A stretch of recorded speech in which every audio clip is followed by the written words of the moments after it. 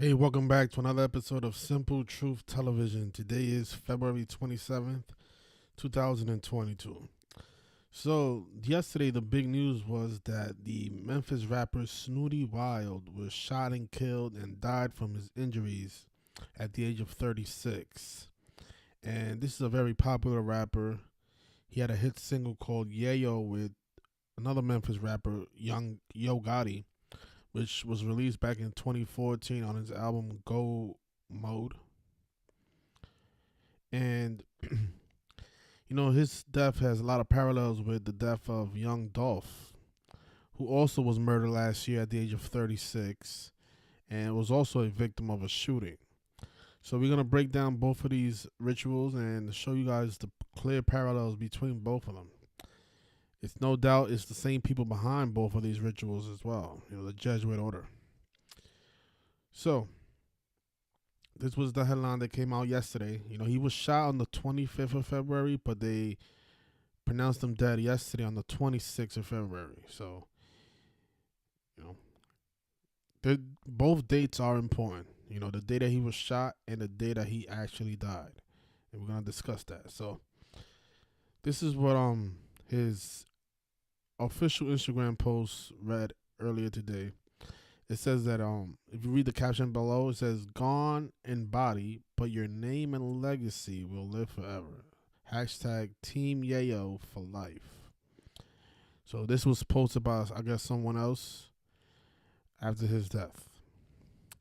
And this rapper, notice he was born on April 23rd, 1985. His shooting that took place on Friday morning, it took place 44 weeks after his birthday. Like how young Dolph died on the day leaving 44 days in a year. And remember, both of these rappers died at the age of 36, and they are both from Memphis, Tennessee. How coincidental is that? And remember, shooting is 44, like the word kill and execution. This number gets used all the time, you guys. If you watch any of my videos, you hear me talk about 44 and ritual deaths almost every single day. But this is the kicker here. So, since he died yesterday on the 26th, you know what's funny? The day that he died, the day that he got shot on the 25th, that was the 56th day of the year. But, they waited until the 26th to announce his death. Saying that, they were saying that he died at the hospital on the 26th.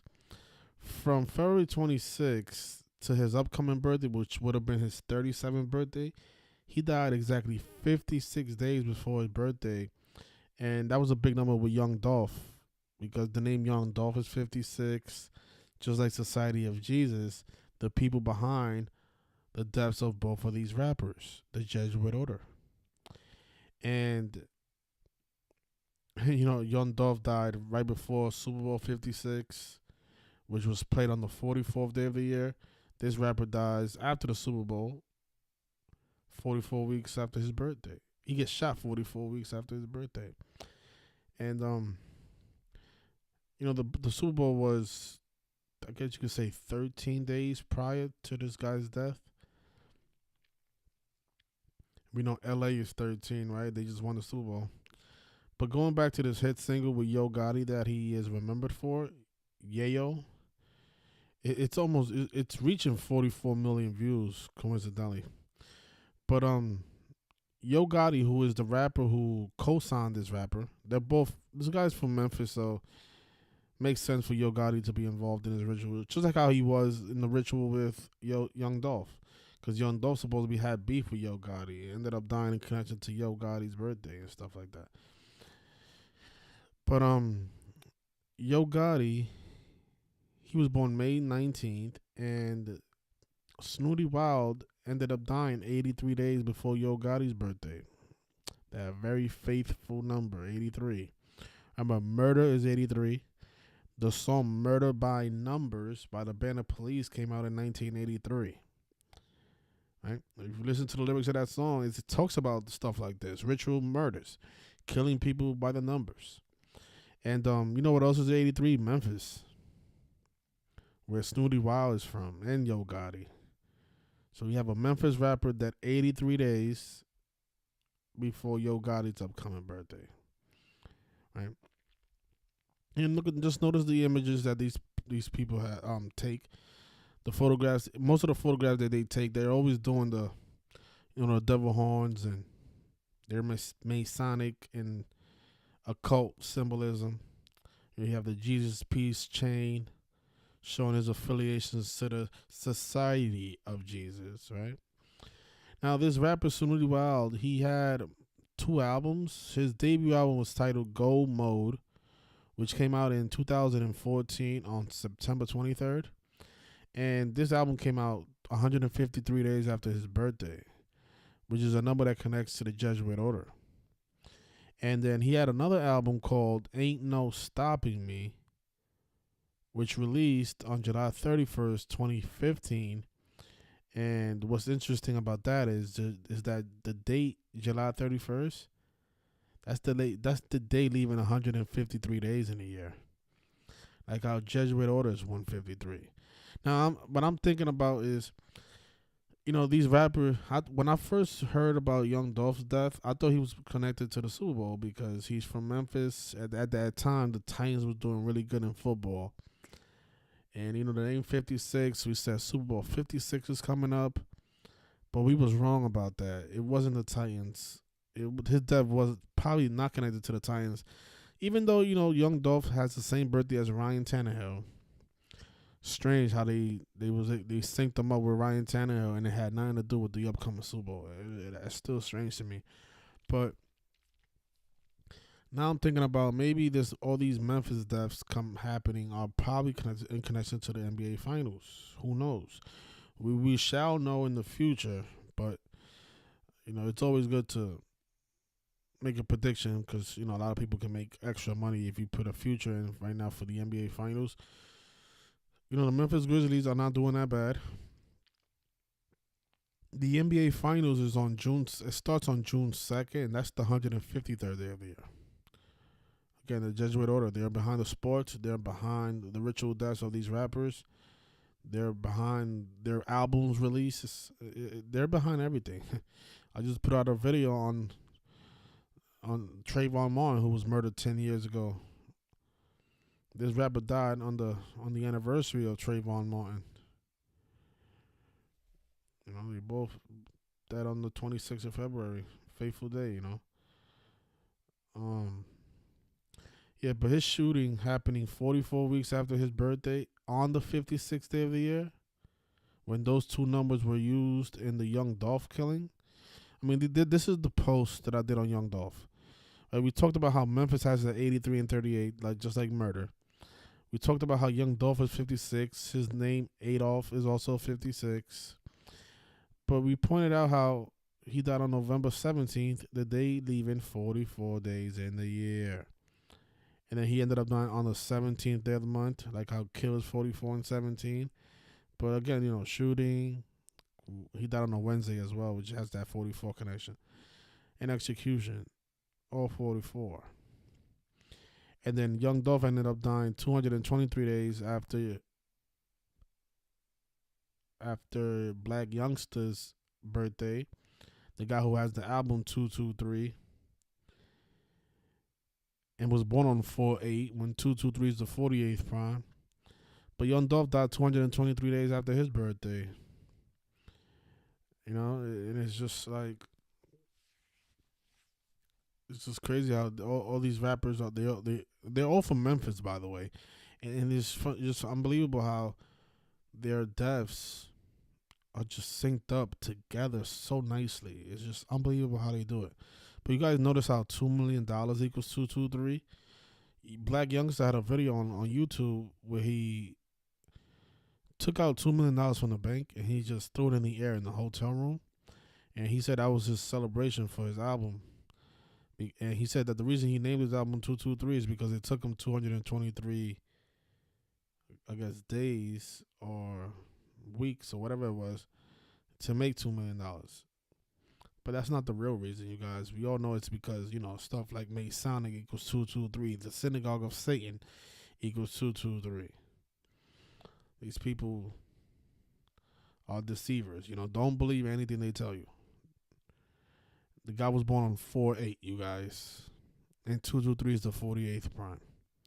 You think he named his album 223 because it took him that long to make $2 million? No. There's another rapper out there called YMW Melly. I think he's still incarcerated for his involvement in the deaths of his two friends. He has a song called 223, and I want you guys to notice this. Right? See, he has a song called 223s, right? YMW Melly. Now look at this. His date of birth is May 1st, 1999. The Illuminati was established on May 1st, and oh my God, I want to show you guys this. Look at this. It's the Illuminati behind all this, man. Look at this.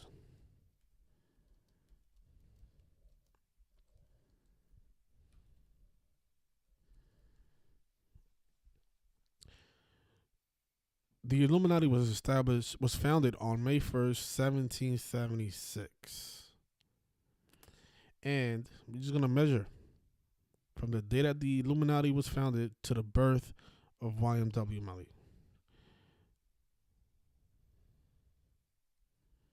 A lot of people think the Illuminati is a conspiracy. The Illuminati is a real thing. All you have to do is look it up and do the research. They were founded on May 1st, 1776. And this rapper,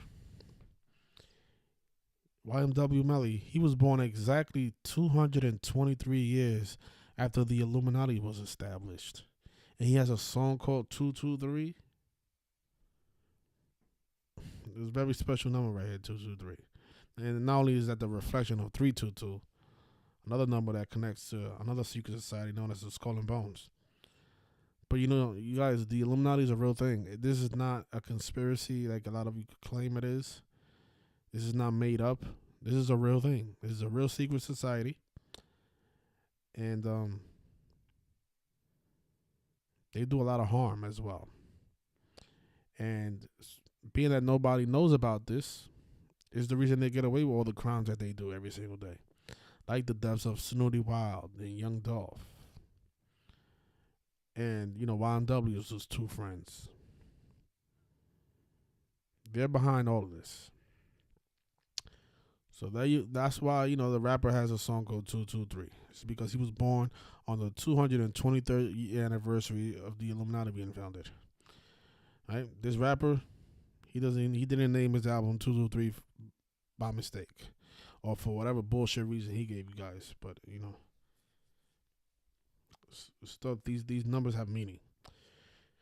So, I think we could leave it there. Rest in peace to Snootie Wild. That song, very popular song.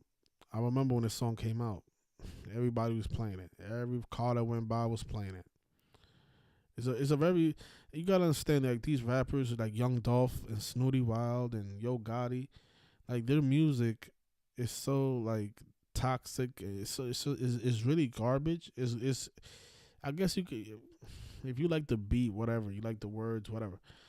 But the message that they're communicating to the people is so disgusting. Think about the song Yayo for a second. I mean, what is that song really talking about? It talks about selling cocaine, selling drugs, something that's gonna get you guys incarcerated for.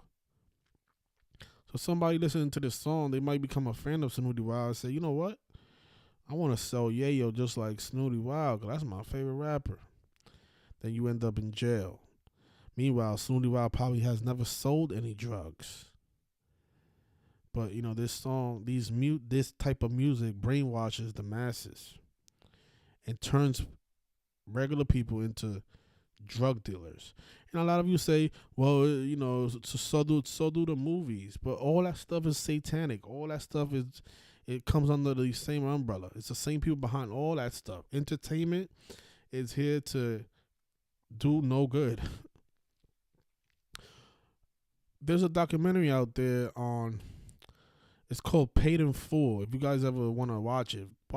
There's a movie called Paid in Full, but there's also a documentary on the real people who were really involved in the Harlem drug epidemic back in the 80s. Richard Porter, Al Paul Martinez, and AZ. If you watch that documentary, AZ, who was like one of the main people that used to run Harlem in the 80s, had the biggest drug ring since probably Frank Lucas. He said in that documentary that the reason he became a drug dealer was after he watched the film Scarface. That's what he said. He said the film Scarface influenced him to sell drugs. And I'm just wondering, like, how many other people did that influence? You see, that's the purpose of these records, of these films. They're not here to do you no good. They're here to entertain, and they're also here to influence. Like, think about Tupac Shakur. How many people wanted to be a thug when Tupac Shakur was popping? A lot of people. Yo Gotti, all he talks about is drugs. He's the biggest kingpin in Memphis. Snootie Wild, his biggest record is Yayo. Young Dolph. What does he talk about? Getting shot and selling drugs. He got a song called Cut It. Oh, man. These people, they deserve whatever they get, They deserve to be dead at 36. These people are no good to society.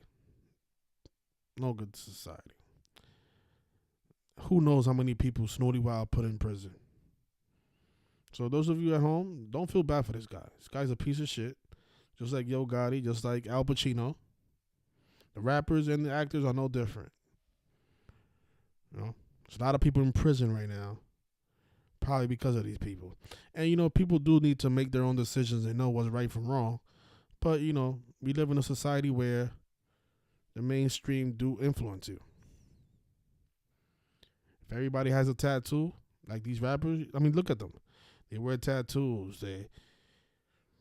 This is the thing that people watch and copy. If none of these celebrities wore tattoos, I guarantee you lesser people in society would have tattoos. But these people make it popular, and then other people copy. So they definitely have an influence on what people do. It's part of the brainwashing. Right? So, goodbye to another sellout. See you guys tomorrow.